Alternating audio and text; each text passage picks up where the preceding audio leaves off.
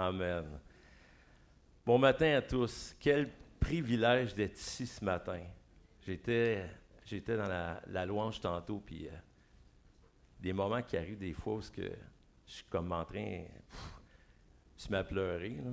Ça, c'est vraiment Dieu qui nous touche. Alors, avant de prier, parce que pour moi, je trouve ça important de prier avant d'amener la parole, vous savez que le thème de juillet, c'est « Combattre pour la foi ».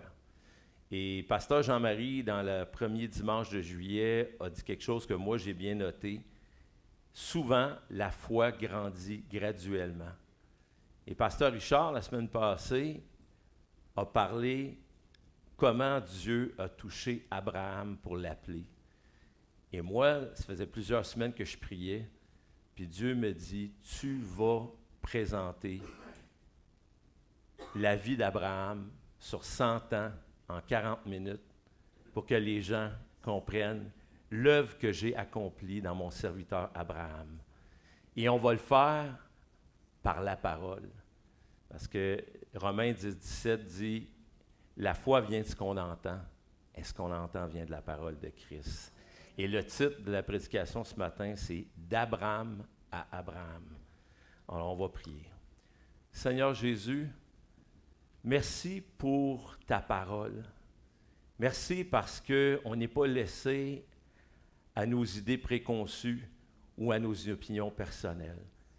Car ta Bible dit que ta parole est vivante et efficace, plus tranchante qu'une épée à double tranchant. Et elle déclare également qu'elle ne revient pas à toi avant d'avoir fait son effet. Alors ce matin, ma prière, c'est que, Saint-Esprit, tu m'utilises pour que ta parole agisse à chaque instant, chaque point qui va être apporté ce matin, que ta parole agisse selon ton plan à toi que tu as prévu pour chaque personne ici. Et je prie vraiment que les cœurs soient ouverts afin qu'ils puissent recevoir selon ce que toi encore t'as prévu. Et c'est dans le nom de Jésus que je t'ai prié. Amen. Donc, ce matin, un petit intro avant de commencer à lire la parole. En préparant ça, quand j'ai prié, puis que dans les dernières semaines, Dieu m'a révélé des choses.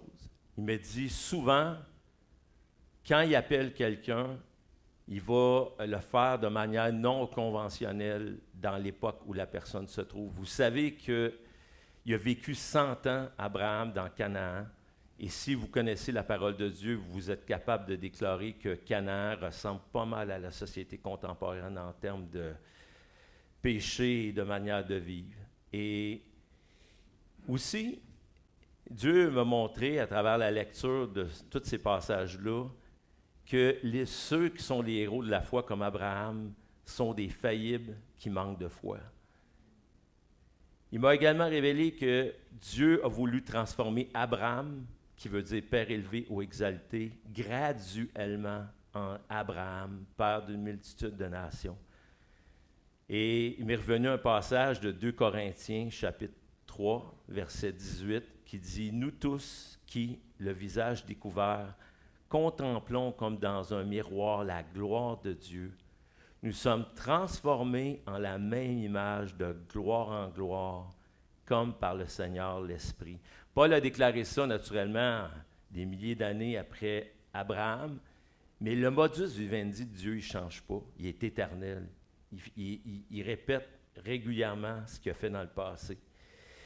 Et le dernier point d'introduction, c'est que Dieu m'a montré vraiment que malgré les manquements qu'Abraham a pu avoir, il persévère dans sa foi en l'Éternel.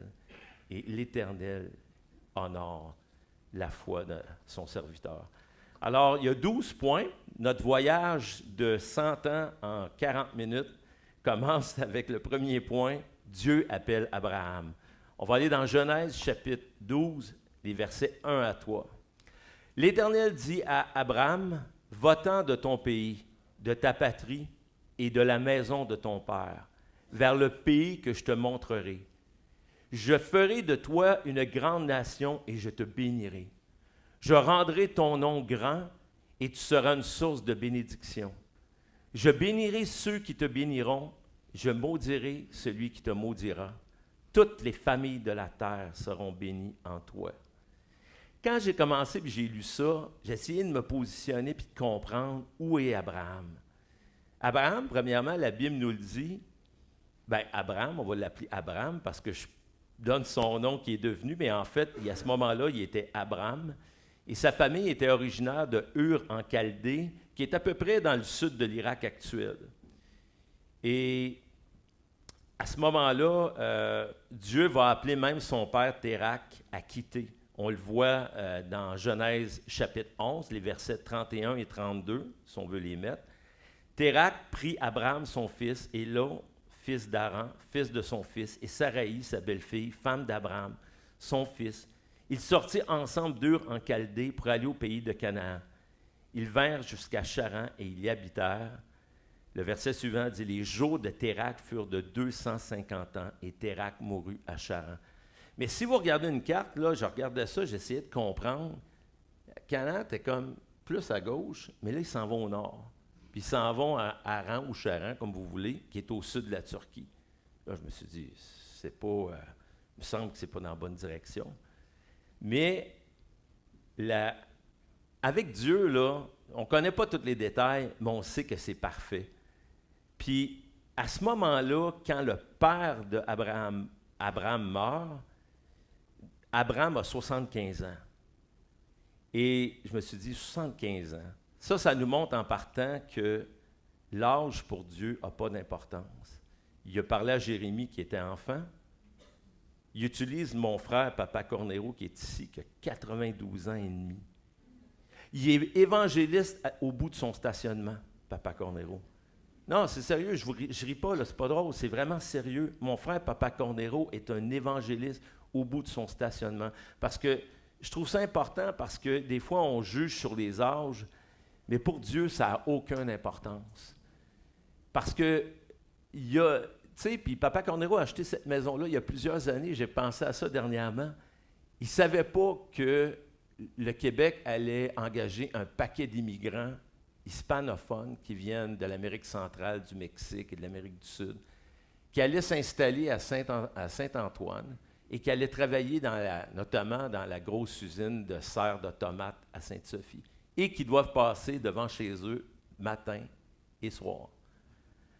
Et mon frère a usé toutes les Bibles que j'avais fait commander, des Bibles en espagnol. Il m'a dit, ça en prend d'autres. Fait qu'on vient d'en commander d'autres. Mais ça nous montre une chose. J'étais en train l'autre fois, avec quelques frères, de faire une réparation sur une clôture. Et Papa Corneo était dehors avec nous. Et là, les hispanophones arrêtent en vélo. Et là, ils viennent le voir. Et là, j'ai réalisé que c'est vraiment une question de cœur. Et je remercie le Seigneur que ce que Dieu a fait avec Abraham, il le fait avec Papa Cornero. Puis il veut le faire avec n'importe qui. Ce n'est pas une question d'âge, une question de cœur. Et la première demande non conventionnelle que Dieu demande à Abraham, quitte ta famille. Et là, je me suis posé la question, j'ai commencé à rechercher un peu. Abraham a vécu il y a 4500 ans, approximativement. La famille, là, il y a 4500 ans, là, c'était, tu vis là, tu t'engrandis là, tu te maries, tu restes avec la famille, il y a les oncles, les frères, les mononcles, les grands-pères, s'ils vivent assez vieux, les arrière-grands-pères, et tu prospères là. Tu ne quittes pas ta famille. Là, Dieu, il dit, quitte ta famille et va dans le pays que je vais te montrer. Donc, Dieu demande quelque chose qui n'a aucun sens d'un point de vue contemporain d'où il est Abraham.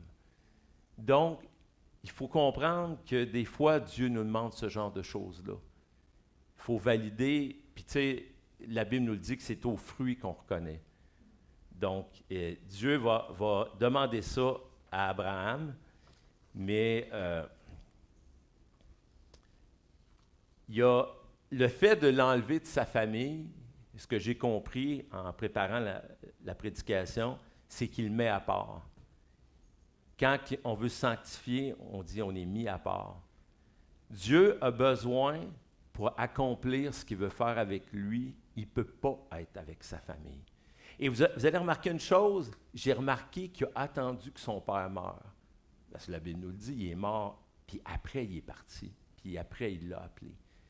Donc, on peut peut-être, la Bible ne nous le dit pas dans des mots, mais probablement que ça aurait peut-être été trop dur pour Abraham de quitter si son père était encore vivant. Mais néanmoins, il lui demande quelque chose. On peut imaginer qu'il a dû avoir des réactions dans sa famille quand il a annoncé qu'il s'en allait. Où tu t'en vas? Je ne sais pas. Je m'en vais dans cette direction-là. Ouais, mais tu dois bien le savoir. Non, elle ne sait pas. Ils vont me le montrer. Imaginez là, quand même, là, c'est tout un acte de foi. Mais il lui donne des promesses. Et je me suis dit, s'il lui demande de partir sans lui un pays où il va lui montrer, il ne lui dit pas les détails. Les promesses sont la fondation, l'encre, ce qui le tient solide. Parce que là, il faut qu'il fasse confiance. Là. L'Éternel me dit, mais la mise à part est reliée aussi au fait, si vous le savez, parce qu'on le voit plus loin dans les Écritures, puis on n'en parlera pas aujourd'hui, mais notamment quand Jacob revient voir Laban, il vient d'une famille quand même qui ont de l'idolâtrie, qui sont attachés à toutes sortes de dieux du pays d'origine d'où il était. Et là, il faut vraiment que Dieu fasse quelque chose, il faut qu'il fasse une coupure. Donc, il appelle Abraham, il lui dit, tu quittes ta famille. Donc, dorénavant, il ne peut plus compter sur sa famille au quotidien, mais sur ceux qui le suivent, ses serviteurs, puis Lot, naturellement. Puis, la Bible nous dit dans Hébreux, chapitre 11, verset 8, c'est par la foi qu'Abraham obéit à l'appel de Dieu, en partant vers un pays qu'il devait recevoir en héritage. Il partit sans savoir où il allait. Abraham, donc, décide de quitter sa zone de confort pour prendre le large avec Dieu, sans savoir où il allait. Deuxième point, c'est pas trop long, là, il est parti, il arrive dans Canaan. Deuxième point important, premier échec de la foi d'Abraham.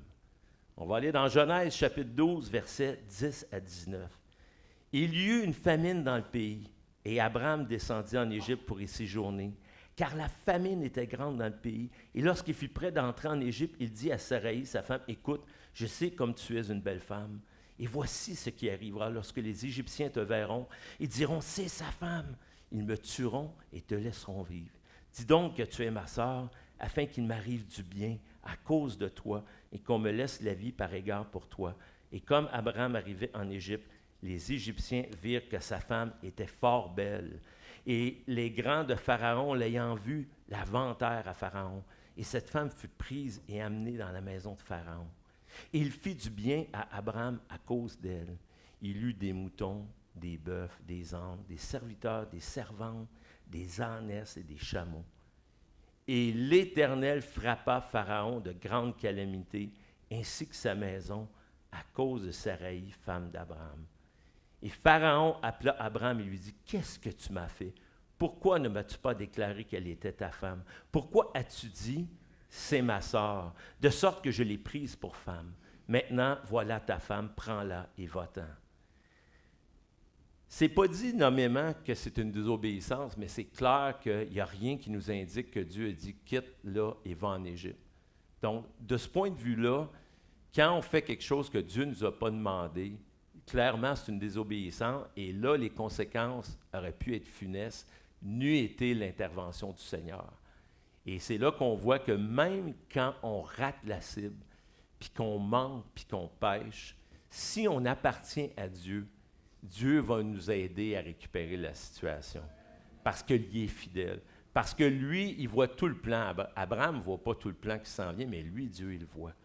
Et il protège quand même, il lui fait même donner plus de bêtes, de bétail et tout, puis probablement, selon toute vraisemblance, selon les Écritures, il revient plus riche qu'il était parti. Et en revenant, la première chose qu'il fait, c'est ça il revient dans Canaan, puis en Genèse 13, versets 3 et 4, la Bible nous dit qu'il adore l'Éternel, il prie. Et quand on s'éloigne, quand on pêche contre Dieu, il nous montre la voie à suivre, Abraham. Il le fait lui-même, il revient, bon. On ne connaît pas les détails de ce qu'il dit à Dieu, mais il a dû dire, ouais, j'ai fait une erreur parce qu'il a vu ce qui aurait pu lui arriver. Troisième point, deuxième action non conventionnelle. Il vient de revenir, tout est sauf, il y a plus de bétail, mais là, le trouble pogne. Séparation d'Abraham et de Lot en Genèse 13, versets 8 à 12. Abraham dit à Lot, « Qu'il n'y ait pas, je te prie, de dispute entre moi et toi, ni entre mes bergers et tes bergers, car nous sommes frères. Tout le pays est devant toi. Sépare-toi donc de moi. Si tu vas à gauche, j'irai à droite. Si tu vas à droite, j'irai à gauche. » Lot leva les yeux et vit toute la plaine du Jourdain qui était entièrement irriguée. Avant que l'Éternel détruise Sodome et Gomorrhe, c'était jusqu'à Tsoar comme un jardin de l'Éternel, comme un pays d'Égypte. Lot choisit donc toute la plaine du Jourdain et partit vers l'est. C'est ainsi qu'ils se séparèrent l'un de l'autre. Abraham habita dans le pays Canaan et Lot habita dans les villes de la plaine et dressa ses tentes en direction de Sodome. Ce qu'il nous dit, ce passage-là, c'est que Dieu a fait prospérer tellement les deux que là, ça devenait difficile. La Bible nous dit que les bergers chicanaient entre eux autres. La Bible ne nous parle pas en détail de la relation entre Abraham et Lot. Mais nécessairement, pour que Abraham pose le geste de dire « on est mieux de se séparer », parce que vraisemblablement, Abraham veut garder la paix. C'est un homme de paix, c'est un homme de famille. Je suis convaincu qu'il aime profondément Lot, puis on va le voir plus loin, parce qu'il va le démontrer dans des gestes qui sont éloquents. Et ça devait être difficile pour Abraham de se séparer de Lot. Mais il voit, et ça nous parle aussi de Lot, parce que, vous savez, Lot aurait pu dire, « Ben écoute Abraham, on va trouver une manière que ça fonctionne, on va trouver... » Mais non, il est d'accord. Puis en plus, l'acte non conventionnel là-dedans, c'est qu'Abraham, selon la tradition de son époque, il aurait dû choisir le premier. Et il donne le premier choix à son neveu. Fait que j'ai réfléchi là-dessus parce que je me suis dit, pourquoi Abraham fait ça? Parce que je me mets à la place des bergers d'Abraham, ils ont dit, il est fou. Regarde tout ce qui est là, c'est nous autres qui pourraient être là, puis on ne manquerait pas, puis les troupeaux prospéreraient. La Bible ne nous dit pas ces choses-là, mais des bons bergers sont capables de reconnaître un bon pâturage d'un moins bon. Donc, il a dû vraiment avoir une certaine surprise dans la réaction des bergers d'Abraham. Mais ce que ça nous montre, c'est qu'Abraham, il ne se fie pas à ce qu'il voit. Dieu il a fait une leçon, là. Il a compris la leçon du dernier voyage en Égypte. Puis là, il dit, quoi qu'il arrive, il va être avec moi, c'est clair. Parce que c'est clair que ses gestes démontrent ça. Puis, en donnant le premier choix à son neveu, c'est une preuve d'amour. Il lui laisse l'avantage, si on peut parler d'un avantage. Mais Lot, lui, il choisit les terres selon l'apparence. Il choisit, ils paraissent belles. Il ne voit pas qu'il y a un piège. La Bible ne dit pas qu'Abraham a vu qu'il y avait un piège. Abraham a dit, si lui a les meilleures terres en apparence, Dieu va me bénir. Parce que tout le comportement d'Abraham nous montre ça. Et c'est ça qui est vraiment intéressant. Il fait vraiment confiance en celui qui l'a délivré en Égypte. Quatrième point, qu'est-ce qui arrive? On peut imaginer le cœur d'Abraham, là. Son neveu qui aime profondément l'a quitté. Et il a évité une chicane. Mais moi, je suis convaincu qu'il était triste. Puis souvent, quand on est appelé à prendre des décisions difficiles dans notre vie, Dieu va intervenir. Et c'est ce que le Seigneur va faire parce que Abraham a besoin du Seigneur. Et le quatrième point, c'est la deuxième promesse de l'Éternel à Abraham. Genèse chapitre 13, versets 14 à 18. L'Éternel dit à Abraham, après que Lot se fut séparé de lui, « Lève donc les yeux, et de l'endroit où tu es, regarde vers le nord, et le midi, vers l'est et l'ouest, car tout le pays que tu vois, je te le donnerai à toi et à ta descendance pour toujours. Je rendrai ta descendance comme la poussière de la terre, en sorte qu'on ne pourra plus la compter, qu'on ne peut plus compter la poussière de la terre. Lève-toi, parcours le pays en long et en large, car je te le donnerai. Abraham dressa ses tentes et vint habiter aux chênes de Mamré, à côté d'Hébron. Il bâtit là un autel à l'Éternel. Donc, il a vraiment fait confiance à Dieu. Dieu se révèle encore à lui parce qu'il sait qu'il a besoin d'encouragement, parce que c'est difficile pour lui. Il est quand même d'un pays étranger. Il vient de se séparer des derniers membres qu'on sait dans la Bible de sa famille. Et là, va arriver une autre chose qui va nous montrer vraiment que Dieu honore le fait qu'Abraham a bien répondu à sa révélation. Cinquième point, Abraham vainqueur sur les rois pilleurs. Donc, on va aller dans le chapitre... au début du chapitre 14, il y a une guerre entre les rois de la région de Sodome et Gomorrhe. Et on sait que Lot, on connaît les Écritures, Lot et sa famille se sont fait prisonniers avec les gens de Sodome dans la défaite de leur armée. Quand Abraham apprend la nouvelle, si vous revenez dans les Écritures, il n'hésite pas 2 minutes. Il équipe 318 hommes dans sa gang, puis il dit on va aller les délivrer. Parce que lui, c'était impensable qu'il laisse son neveu dans la situation où il était.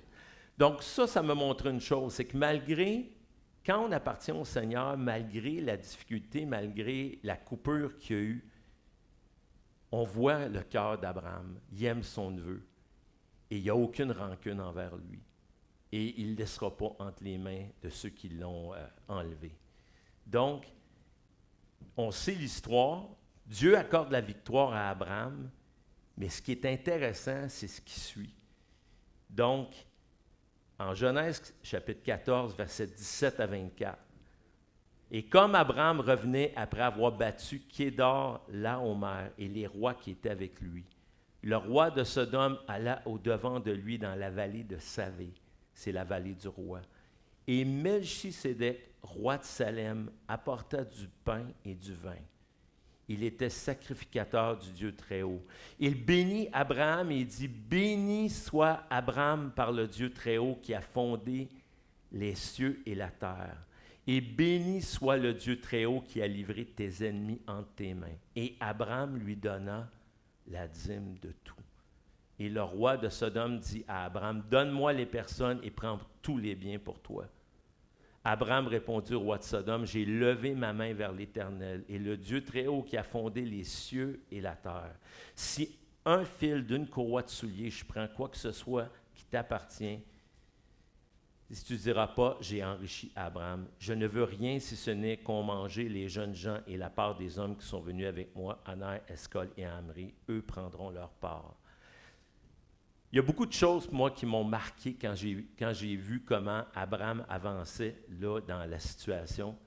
Premièrement, il n'y a aucun requis de payer la dîme. On le sait, ça est venu plus tard avec la loi de Moïse.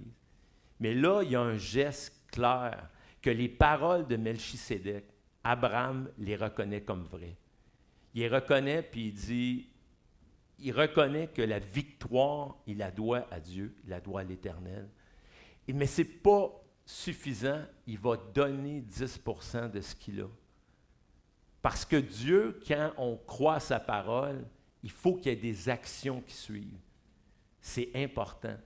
Parce que la parole, c'est une chose, mais les actions démontrent que le cœur est aligné avec la parole de Dieu. Fait que ça, c'était la première chose qui m'avait frappé. Puis la deuxième chose, c'est qu'Abraham, en refusant le montant que le roi de Sodome lui offre, il montre sa foi en ce sens qu'il n'a pas besoin de la richesse des autres, car Dieu est son pourvoyeur, même s'il a risqué sa vie et celle de ses serviteurs pour sauver son neveu. Il ne veut rien devoir au roi de Sodome pour sa richesse, seulement il veut reconnaître qu'il doit tout à Dieu et non aux hommes. Puis la troisième affaire, qui m'a frappé, c'est qu'il n'impose pas sa conviction aux incroyants qui sont avec lui. Il parle de Mamré puis de 2 autres. C'est probablement des gens qui vivaient autour de lui, qui avaient confiance à Abraham, assez confiants pour venir se battre pour délivrer son neveu. C'est assez incroyable. Ça nous montre la relation de confiance qu'Abraham avait développée avec ses voisins. Par contre, il n'impose pas ça à eux. Si eux le veulent, qu'ils puissent le prendre. Donc, ça nous montre que des fois, dans vie de croyant, c'est important de ne pas imposer, mais de montrer l'exemple. Abraham montre l'exemple de ce que Dieu s'attend de lui et les autres sont libres de suivre ou pas. Donc, ces points-là nous montrent que la foi d'Abraham commence à être solidement affermie. 6e point sur 12, 3e promesse de l'Éternel à Abraham. On va aller dans Genèse chapitre 15, versets 1 à 6 et Genèse 15, versets 18 à 21. Il revient de la bataille, tout le monde est remis de ses émotions, Dieu s'en vient, puis il se révèle à lui. Après ces choses, la parole de l'Éternel fut adressée à Abraham en vision, disant, « Ne crains point, Abraham, je suis ton bouclier, ta récompense sera très grande. » Et Abraham dit, « Seigneur éternel, que me donneras-tu? Je passe ma vie sans enfant, et l'héritier de ma maison est d'Amésec Éliézer. » Et Abraham dit, « Vois, tu ne m'as pas donné de postérité, et voici un homme attaché à ma maison sera mon héritier. Et voici la parole de l'Éternel fut adressée en ces termes, « Celui-ci ne sera pas ton héritier, mais celui qui sortira de tes entrailles sera ton héritier. » Et il le mena dehors et dit, « Regarde le ciel et compte les étoiles. Si tu peux les compter, il lui dit, « Ainsi sera ta postérité. » Et le verset 6, qui est un verset clé, « Et Abraham eut foi en l'Éternel, et l'Éternel lui imputa à justice. » Ça veut dire que l'Éternel l'a déclaré juste. Il n'était pas plus juste que les autres, c'est un pécheur aussi, mais à cause de sa foi, il déclare juste. Il croit en la promesse, même s'il ne voit pas comment que ça peut arriver. Et au verset 18, il dit, « En ce jour-là, l'Éternel traita alliance avec Abraham en ces termes. Je donne à ta postérité ce pays depuis le fleuve d'Égypte jusqu'au grand fleuve, au fleuve d'Euphrate, le pays du Kénien, du Kénizien, du Cadmonien, du Hétien, du Phérézien, des Réphaïm, de l'Amoréen, du Cananéen, du Girgasien et des Jébusiens. » Donc, après l'épisode de la victoire sur les rois de la vallée, dans laquelle Abraham a fait preuve de foi et de courage, Dieu sent le besoin de lui rappeler une 3e fois sa promesse. Comme quoi, des fois, on a besoin de se le faire rappeler. Parce qu'on a tendance, la quotidienneté nous fait perdre de vue la vision du plan de Dieu. Mais Dieu a un plan pour Abraham, puis il ne veut pas qu'il perde, il veut être sa boussole, il veut lui rappeler et dire, c'est vers là qu'on va, et c'est ça qui va arriver à ta famille. Dieu vient de se révéler à lui une 3e fois, tout va bien. 7e point, 2e échec de la foi d'Abraham. On va aller dans Genèse 16, ce coup-là, versets 1 à 4. Saraï, femme d'Abraham, ne lui avait pas donné d'enfant. Elle avait une servante égyptienne dont le nom était Agar. Saraï dit à Abraham, « Puisque l'Éternel m'a empêché d'enfanter, va donc vers ma servante. Peut-être aurais-je un fils par elle. » Abraham écouta la voix de Saraï. Alors Saraï, femme d'Abraham, prit sa servante égyptienne Agar, la donna comme femme à Abraham, son mari, après qu'il eut habité 10 ans dans le pays de Canaan, donc 85 ans. Nos calculs sont bons. Il va vers Agar et elle devint enceinte. Quand elle se vit enceinte, elle regarda sa maîtresse avec mépris. Déjà, ça nous indique qu'on est dans le trouble. Parce que là, ça ne se passe pas comme Saraï avait prévu. C'est clair pour nous tous qui connaissons les Écritures qu'à ce moment-là, Abraham manque de foi. Il veut prendre le contrôle, il veut que ça se passe vite. Hey, je suis rendu à 85, là, je ne sais pas combien d'années je vais vivre, faut que ça arrive. Donc, il décide de vraiment prendre les affaires en main, puis on voit les conséquences qui vont vraiment arriver, au lieu d'attendre le temps de Dieu, parce que Dieu l'avait promis, c'était sûr que ça allait arriver. Et ce qui est assez exceptionnel dans ce passage-là, j'ai essayé de regarder un peu après et tout, j'ai vu aucune réprimande de Dieu envers Abraham. Probablement que Dieu, qui sait toutes choses, savait que ça allait finir par se passer. Mais il n'y a pas de réprimande. Mais c'est sûr qu'Abraham et Saraï vont vivre les conséquences de leurs décisions. T'sais, Dieu a beau nous aimer, on a beau avoir la foi, si on en manque, on prend des mauvaises décisions, les conséquences de nos décisions, on vit avec. On vit avec les conséquences de nos péchés, c'est sûr. Et c'est sûr que là, c'est un péché parce que C'était un manque de foi envers la promesse. Ils ont décidé que c'était à travers une autre femme, alors qu'il lui a bien dit qu'il aurait un enfant avec Saraï. Donc, après cet échec-là, moi je calcule que c'est un échec d'un point de vue de la foi. 13 années se passent, 13 ans après la naissance d'Ismaël. Là, Dieu se révèle une quatrième fois. Genèse chapitre 17, versets 1 à 9. Abraham est arrivé à l'âge de 99 ans. L'Éternel apparut à Abraham, lui dit, « Je suis le Dieu puissant. Marche devant ma face et sois intègre. Je veux faire alliance avec toi et je t'accroîtrai extraordinairement. » Et Abraham tomba la face contre terre et Dieu parla ainsi avec lui. « Voici mon alliance avec toi. Tu deviendras le père d'une multitude de nations. » Verset 5, vraiment intéressant.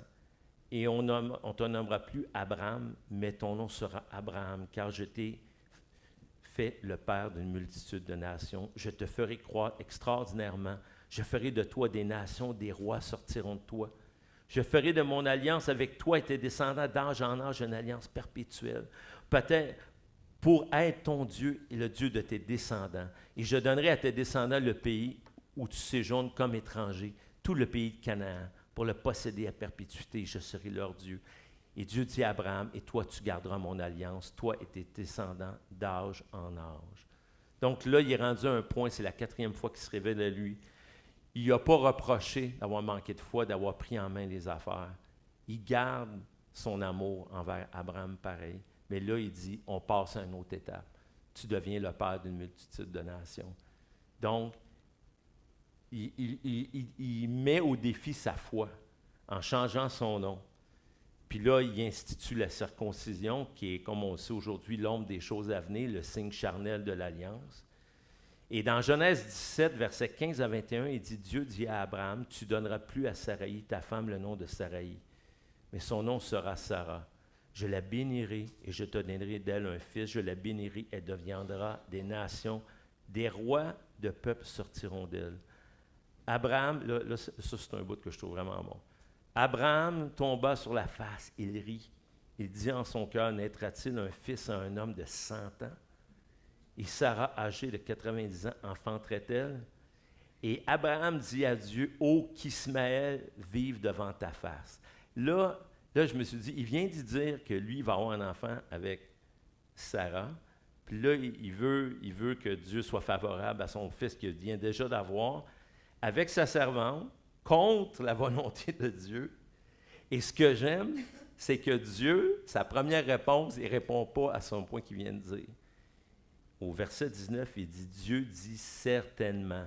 Il répond plus à ce qu'il a pensé dans sa tête en premier que ce qu'il a dit. Certainement, Sarah, ta femme, t'enfantera un fils, et tu l'appelleras du nom d'Isaac. J'établirai mon alliance avec lui comme une alliance perpétuelle pour sa postérité après lui. Il répond en premier, dans sa première réponse, à sa pensée, puis oui, après, il répond à ce qu'il dit. À l'égard d'Ismaël, je t'ai exaucé.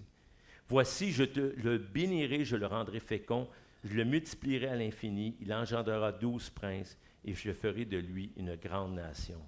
J'établirai mon alliance avec Isaac, que Sarah enfantera à cette époque de l'année, l'an prochain. Là, écoute, ça fait 25 ans qu'il a quitté à Charan, là. Il s'est passé plein d'affaires. Là, il dit, tu vas finir par l'avoir, ton enfant. Ça s'en vient. Fait que, vous avez vu tout un peu ce qui se passe. Il se passe des affaires, il y a une guerre, son neveu se sépare de lui, il faut qu'elle le sauve. Puis là, il dit, à travers tout ça, je n'ai pas oublié la promesse que je t'ai faite. Puis des fois, à travers ce que Dieu veut pour nous, on est comme un peu comme enlevé de la voie qu'il y a pour nous. Mais là, il ramène la ligne directe, puis il dit, là, ça va s'accomplir. Et le 9e point, c'est la confirmation de l'accomplissement de la promesse. En Genèse chapitre 18, l'Éternel visite Abraham avec 2 de ses anges. Genèse chapitre 18, versets 9 à 15. Alors il lui dit, « Où est Sarah, ta femme? » Il répondit, « Elle est là dans la tente. » L'un d'entre eux dit, « Je reviendrai vers toi à cette même époque, et voici, Sarah, ta femme, aura un fils. » Sarah écoutait à l'entrée de la tente qui était derrière lui. Abraham et Sarah étaient vieux, avancés en âge. Sarah ne pouvait plus espérer avoir d'enfant. Elle rit en elle-même en disant, maintenant que je suis vieille, aurais-je encore des désirs? Mon Seigneur aussi est vieux. L'Éternel dit à Abraham, pourquoi donc Sarah a-t-elle ri? En disant, est-ce que je vais vraiment avoir un enfant, moi qui suis vieille? Et là, ça, c'est la réponse que j'aime le mieux de l'Éternel. Y a-t-il rien qui soit étonnant de la part de l'Éternel? Au temps fixé, je reviendrai vers toi. À cette même époque, et Sarah aura un fils.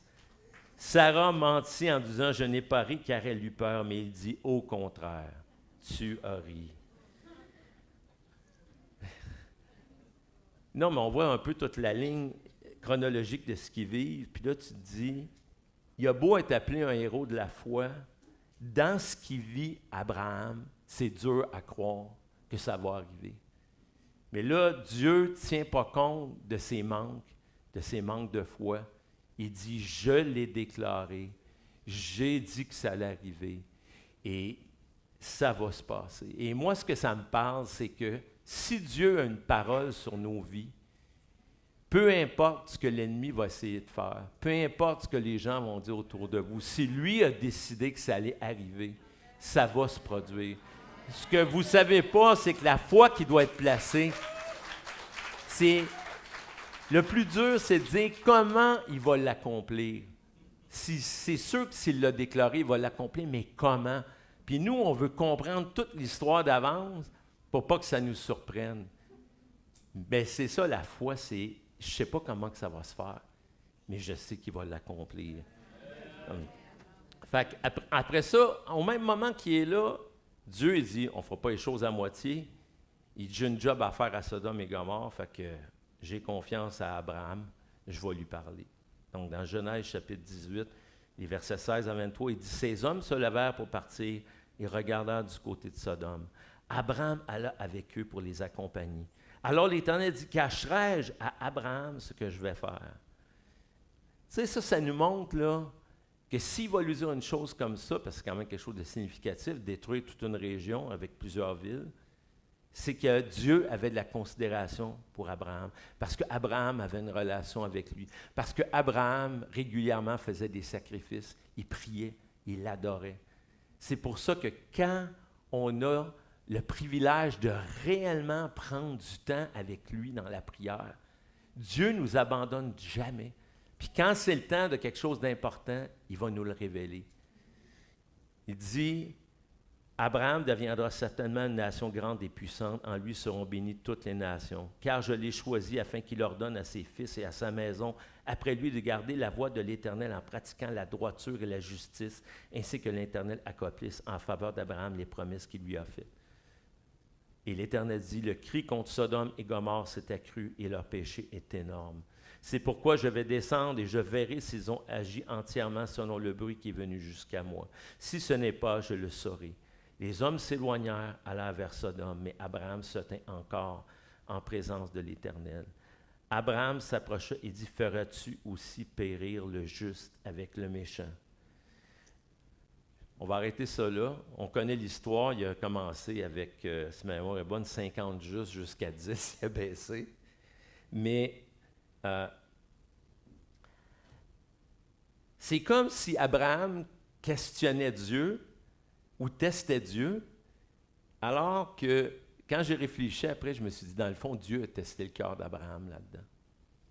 Parce que Abraham, ce n'était pas un épais, là, il n'était pas sans savoir comment ces gens-là vivaient, mais naturellement, il y avait son neveu qui était là, qui aimait beaucoup. Puis, quand la Bible dit que l'amour ne suspecte pas le mal, l'amour qui vient de Dieu, Abraham est un excellent exemple. Parce qu'il se dit, tout d'un coup, qu'il y a des justes, est-ce qu'ils vont périr? Et c'est ça qui fait que, moi, je trouve que ça nous révèle son cœur. Après 25 ans, on ne sait pas s'il y avait un début de relation avant le départ pour Canaan, mais mettons, dans les 25 dernières années, Dieu a graduellement, en fait, Abraham a développé sa relation intime avec Dieu. Et là, le cœur de Dieu, il est en lui. Dieu est juste, il sait qu'il faut qu'il fasse selon sa justice, mais c'est l'amour de Dieu en Abraham qui est testé là-dedans. même pour ceux qui pourraient paraître injustes. Donc, ceux qui connaissent personnellement Dieu ont ce même cœur-là qu'Abraham a eu le jour qu'il a plaidé pour les justes qui étaient dans les villes de Sodome et Gomorrhe. 10e point, 3e échec de la foi d'Abraham. On devait dire, écoute, là, après tout ce qui s'est passé, je ne peux pas croire qu'il va manquer de foi. Ben, on va le voir dans Genèse chapitre 20, versets 1 à 7. Abraham partit de là pour la contrée du Midi, s'établit entre Kadès et Shur et fit un séjour à Guérar. Abraham disait de Sarah, sa femme, « C'est ma sœur. » Abimélec, roi de Guérar, fit enlever Sarah. Alors Dieu en parut en songe à Abimélec pendant la nuit et lui dit, « Voici, tu vas mourir à cause de la femme que tu as enlevée, car elle a un mari. » Abimélec, qui n'était point approché d'elle, répondit, « Seigneur, ferais-tu périr même une nation juste? Ne m'a-t-il pas dit, c'est ma sœur, et elle-même n'a-t-elle pas dit, c'est mon frère? J'ai agi avec un cœur pur et avec mes mains innocentes. » Dieu lui dit en songe, « Je sais que tu as agi avec un cœur pur. Aussi t'ai-je empêché de pécher contre moi. C'est pourquoi je ne t'ai pas permis que tu la touchasses. Maintenant, rends la femme de cet homme, car il est prophète. Il priera pour toi et tu vivras. Mais si tu ne la rends pas, sache que tu mourras, toi et tout ce qui t'appartient. » Encore là, il pêche par manque de foi, puis c'est Dieu qui récupère la situation, puis Dieu protège Abraham, protège Sarah. C'est absolument hallucinant, hein, parce que, puis ça, là, pour moi, là, c'est que dès l'Ancien Testament, on voit l'œuvre de la grâce. Ceux qui appartiennent à l'Éternel, pas qui ont une licence pour pécher, c'est pas ça que je dis. Dieu veut qu'on désire être parfait comme son Père céleste est parfait. Mais malheureusement, on vit encore là-dedans. Et il va nous arriver de manquer de foi, de pécher contre Dieu. Mais si tu lui appartiens et que tu l'aimes de tout ton cœur, Dieu va récupérer les situations. Parce qu'il ne permettra pas que ce manque de foi-là ou ce péché-là détruise tout ce qui a déjà débuté avec toi. Parce que là, on voit ce qui est rendu, là. Dieu a fait une œuvre à travers Abraham et ensuite Abraham. Il ne met pas tout ça à la poubelle à cause d'un manque de foi. Mais vraiment, là, il va vraiment, après ça, tu vois, ça vient d'arriver. Dieu va susciter chez Abimélec, qui devait être en maudit contre Abraham, parce que les écoutons, il me comptait un mensonge. Mais au contraire, le 11e point, il va susciter une alliance entre Abraham et Abimélec. Genèse chapitre 21, 22 à 24. En ces temps-là, Abimélec, accompagné de Picol, chef de son armée, parle ainsi à Abraham, « Dieu est avec toi dans tout ce que tu fais. » Il voyait, il n'était pas croyant, il n'était pas un adorateur de l'Éternel, mais il dit, cet homme-là a quelque chose que les autres n'ont pas. Donc, quand on appartient au Seigneur, même quand les gens ne sont pas nés de nouveau, il y a quelque chose de brillant qu'ils ne peuvent pas vraiment nier. Et vraiment, la réponse, c'est qu'Abimélec va dire, « Jure-moi maintenant ici par le nom de Dieu. » Et là, on parle d'un roi d'une ville. Je ne sais pas, la ville était peut-être 20 000 personnes, 10 000 personnes, on ne connaît pas la quantité. Il y avait une armée, il y avait Picol. Donc, lui, c'est un chef de troupeau nomade avec des serviteurs, certes, peut-être quelques centaines, mais il est bien plus puissant que lui. Pourtant, il va dire, « Jure-moi ici maintenant par le nom de Dieu que tu ne tromperas ni moi, ni mes enfants, ni mes petits-enfants, et que tu auras pour moi et le pays où tu séjournes la même bienveillance que j'ai eue pour toi. » Abraham lui dit, « Je le jurerai. » C'est absolument hallucinant.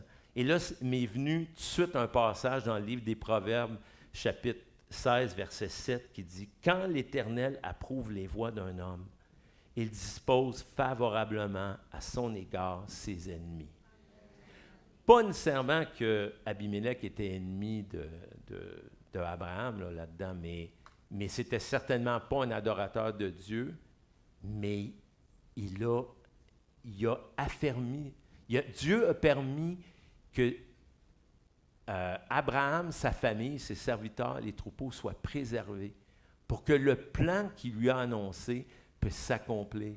Il lui a donné un allié, Abimelech. Il y a même une armée, cet homme-là. Fait qu'ils vont être protégés. Fait que Dieu fait ces choses-là. Et le 12e point et le dernier, c'est le test ultime que Dieu va donner à Abraham. Encore un acte non conventionnel. En Genèse 22, chapitre 22, versets 1 à 3. Après ces choses, Dieu mit Abraham à l'épreuve et lui dit, Abraham, il répondit, me voici. Prends ton fils, ton unique, celui que tu aimes, Isaac. Va-t'en au pays de Moriah, et là, offre-le en holocauste sur une des montagnes que je te dirai. Abraham se leva de bon matin, sella son âne, prit avec lui 2 serviteurs et son fils Isaac, fendit du bois pour l'holocauste et partit pour le lieu où Dieu lui avait dit. Ce que je remarque là-dedans, il lui demande ce qu'il y a de plus précieux. Puis je ne vois pas aucun, Seigneur, ça n'a pas de bon sens. Qui va arriver de mes descendants? Tu dis qu'ils vont être aussi nombreux que les étoiles. Puis là, tu me demandes de le sacrifier. Pas pantoute. Fait que c'est ce que je réalisais en lisant ça, déjà, oui, c'était courant chez certains peuples dans cette région-là de mettre à mort leurs enfants. On le sait, la Bible nous le montre un peu plus loin. Mais pas de la part de Dieu. Pas de la part de l'Éternel puis du Seigneur. C'était absolument contre la nature de Dieu. Alors, pourquoi lui demande-t-il une chose aussi difficile? C'est le sacrifice ultime qui est demandé. C'est exiger ce qui est plus précieux. Et ce que ça m'a fait réaliser, c'est que Dieu, n'aurait jamais demandé ça à Abraham il y a mettons, presque 100 ans, là, quand il l'a appelé. Il a fallu qu'il attende ce moment-là. Il a fallu que le cœur d'Abraham soit prêt pour lui demander ce qu'il y avait de plus précieux. Et c'est sûr que Dieu, en Jésus, nous a donné ce qu'il y avait de plus précieux, mais on peut dire, oh, lui c'est Dieu, mais non, on ne peut pas parler comme ça. Parce que Jésus était parfait. Et Isaac n'était certainement pas parfait. Mais il savait, Dieu, à quel point il était précieux. Moi je vais vous le dire, j'ai 2 filles, hein? J'ai 3 petits-enfants. Il ne faudrait pas que Dieu me demande ça. Il ne me le demandera pas, je suis sûr. Mais la réponse, ça serait tout de suite, non, je ne ferai pas ça. Mais lui, il y a une raison particulière pourquoi Dieu lui demande ça. Parce que là, on est au test ultime de la foi. Notre thème, ce mois-ci, c'est le combat pour la foi. Là, Dieu va valider, est-ce qu'Abraham a assez confiance en moi pour lui faire ce que je lui demande sans savoir ce qui va arriver. Un peu comme il l'a fait au départ, mais là, il demandait de quitter sa famille, mais là, il dit, ce que j'ai de plus précieux que je t'ai donné depuis 100 ans, là, ça, tu me le donnes. Moi, en tout cas, je ne peux pas faire autrement que faire un lien avec le fait que quand on dit qu'on a donné notre vie à Jésus, là, en principe, on l'a tout donné. On n'a rien gardé.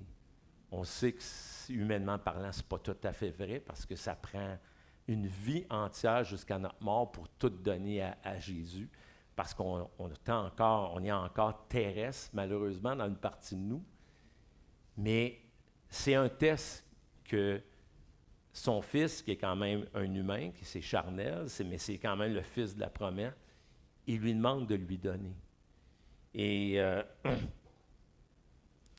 en Hébreux 11, versets 17 à 19, cette foi-là est bien expliquée. C'est par la foi qu'Abraham offrit Isaac lorsqu'il fut mis à l'épreuve et offrit son fils unique, lui qui avait reçu les promesses, et à qui il avait été dit, en Isaac sera nommé pour toi une postérité. Il pensait que Dieu est puissant même pour ressusciter les morts. Aussi recouvra-t-il par une sorte de résurrection. Moi, je ne sais pas comment vous voyez la vie d'Abraham. Mais moi, quand j'ai préparé cette prédication-là, puis que j'ai prié, puis tout ça, puis que je lisais les séquences, c'est comme si Dieu me montrait qu'il y a des choses, des fois, qu'on regarde qui font notre affaire, mais on ne regarde pas l'ensemble. Puis Dieu, ce matin, ce qu'il m'avait mis à cœur, c'est qu'on voit l'œuvre complète sur toute sa vie, pour qu'on comprenne que nous aussi, on est dans le même pèlerinage qu'Abraham a été dans chacune de nos vies. Et si vous n'avez pas d'objection, je vais vous demander qu'on ferme les yeux, puis que l'équipe de louange puisse venir en avant.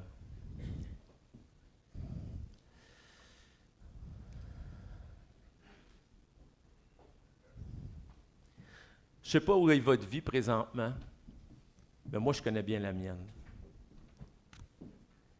Et je sais que ma foi faillit par moments et que j'ai besoin de me rappeler ce que Dieu a fait à travers Abraham. J'ai besoin de me rappeler, comme il a fait avec Abraham, que ce n'est pas parce que j'ai péché que tout est enlevé, que la promesse est partie. Parce que comme vous avez vu, presque chaque fois qu'il a manqué de foi, Dieu est revenu en y rappelant son alliance, en y rappelant qu'il ne l'a pas abandonné, qu'il est avec lui, que s'il est dans une saison difficile, il rappelle les promesses. Donc, je ne sais pas, vous, quand vous êtes venu à Jésus, c'était quoi les promesses que Dieu a faites sur votre vie, sur votre famille. Mais moi, je me rappelle la mienne que j'ai faite à Dieu. J'ai dit, Seigneur, j'ai une fille de 17 ans, j'ai une fille de 12 ans. Permets que je les voie devenir adultes, puis tu peux me prendre si tu veux après ça. Et aujourd'hui, ma plus vieille a 32, ma plus jeune a 27. Je suis grand-papa 3 fois. Dieu m'a donné au-delà de ce que j'avais demandé. Alors, ce matin, moi, je te demande de te rappeler quand tu l'as connu. Quelle promesse que tu as reçue de lui ou que tu lui as demandé? Et si, en ce moment, tu es dans une période difficile et où la foi n'est pas forte, où tu as besoin d'être renouvelé dans ta foi, alors le Seigneur te dit ce matin, je vais faire comme j'ai fait avec Abraham. Je vais te rappeler tes promesses que je t'ai faites le jour que je t'ai appelé au Seigneur Jésus. Si tu as besoin de ça ce matin, si à travers sa parole et à travers l'œuvre de la vie à Abraham, Dieu te parle ce matin, alors viens en avant et l'équipe de prière va prier avec toi. Parce qu'on n'est pas appelé à abandonner. On est appelé à persévérer. Parce que la Bible dit que l'œuvre qui a commencé en chacun de nous, il a fait une promesse qu'il allait la rendre parfaite pour le jour du retour de Jésus. Alors moi, j'ai placé ma confiance dans ses promesses. Parce que je sais que, humainement parlant, je ne suis pas digne. Mais Dieu me dit, je t'ai choisi, je t'ai appelé, alors je ne t'abandonnerai pas. Alors si ce matin, Dieu te parle à travers la vie d'Abraham, puis à travers les promesses qu'il t'a déjà faites, quand il t'a appelé, alors viens, puis on va prier ensemble.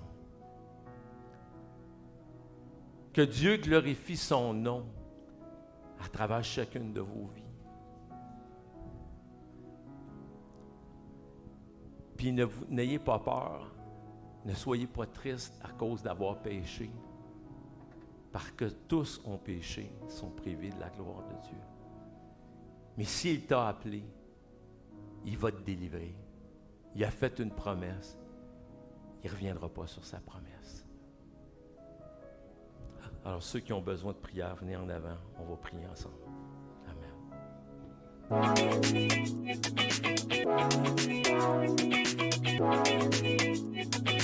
Amen.